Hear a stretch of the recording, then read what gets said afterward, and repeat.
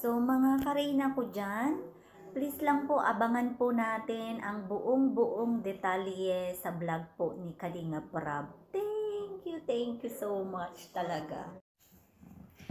Hello everyone! Ayan, gusto ko lang pong i-share sa inyo ang pinakamagandang balita para sa akin sa araw na ito na natanggap natin mga kabeshi ko dyan, na magkakaroon na nga finally ng lupa si Reyna. Ayan, nag-confirm na po si Kalinga Prab. Salamat talaga kay Kalinga Prab at syempre higit sa lahat, salamat po kay Lord at pinakinggan lahat ng ating mga panalangin, ng ating mga mithiin na andito na nga unti-unti na po nating nakakamit ang mga pangarap, isa sa mga pangarap nating mangyari sa buhay ni Reyna.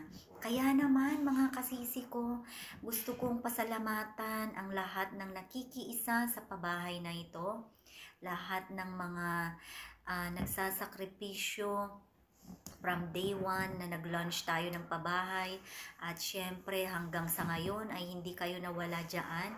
Hanggang sa ngayon ay nananalangin na mapagpatuloy natin ang hangarin natin para kay Reyna, at nadagdagan pa po nga yan ng paggamutan ni Reyna sa lalong madaling panahon ay mangyayari na po yan.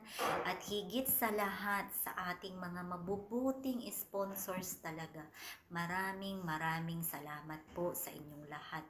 Mula sa aking puso, talagang hindi ko mapapantayan or hindi ko masusuklian ang inyong mga ibinigay.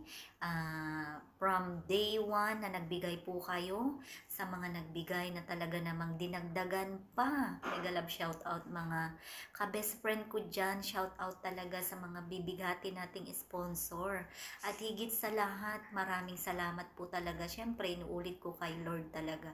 At salamat kay Kalinga Prab na hindi tayo binigo. Binigyan po tayo ng basbas mula umpisa, na naghingi po tayo ng permission para sa kanya. Maraming salamat sa lahat po ng mga nananalangin at naghahangad talaga na mapabahayan at mabigyan natin ng bahay si Reyna. Ito na nga, may bahay na, magkakabahay na si Reyna. Ayan, thank you Lord talaga. So, syempre kay Kalingap Vincent, maraming salamat po dahil isa rin po siya sa naging tulay at magiging tulay sa success nating ito. Kaya maraming salamat po talaga. Ipag-pray po natin na tuloy-tuloy po ang ating project, at sana in the future ay hindi lang po pabahay ang magagawa natin. Habang tayo ay nagtutulungan, alam ko po na mas marami po tayong magagawa sa buhay ni Reyna. Ang hiling ko lang ay wag po tayong mag-away, wag po tayong maghilaan pababa. Maghilaan po tayo pataas para sa kung ano man po ang adhikain at hangarin natin para sa ating dalaga, ay suportahan po natin ang bawat isa. Yun lang po, at maraming salamat. Thank you talaga. Thank you so much everyone. Thank you and God bless us all. Bye!